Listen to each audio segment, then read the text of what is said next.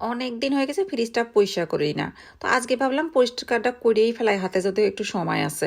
তো ফ্রিজটা পরিষ্কার করতে নিয়ে যাই, দেখি যে ফ্রিজের এক কোণার মধ্যে 2 পিস রুই মাছ প্যাকেট করা পড়ে রইছে।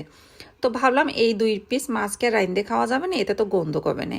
একেতেই তো আমরা বিদেশে বসে সেই কত পুরনো মাছ খাই, ফ্রিজের মাছ।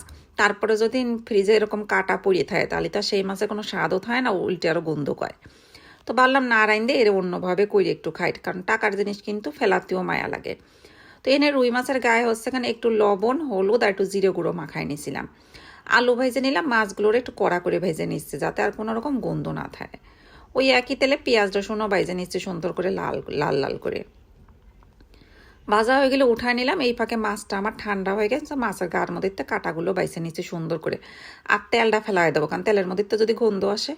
তো এখন হামল দিস্তের মধ্যে ভাজা পেঁয়াজ রসুন আর মরিচ আর মাছ দিয়ে এটা একটু ছেঁচে নিলাম। আলু দিয়ে দিচ্ছে, আলুটা চাইলে পারলে কিন্তু হচ্ছে কারণ হাত দিয়েও কষলা নিতে পারতাম, তারপরেও হামল দিস্তের মধ্যে ছেঁচে নিলাম যে একদম মিশে যাক। এখন খানিক সরিষার তেল, ধনিয়া পাতা আর একটু স্বাদ মতো লবণ দিয়ে ভালো মতো ডুইলে মাখায় নেব। তো ভাবলাম যে অনেক দিনের মাছ, একটু লেবুর রসও দিই, তাহলে গন্ধ কিন্তু চলে যাবে না। তো একটু লেবুর রস দিয়ে মাখায় নিয়ে নিলাম, হয়ে গেল আমার রান্না। এখন গরম ভাতের সাথে খাতে কিন্তু খুবই মজা।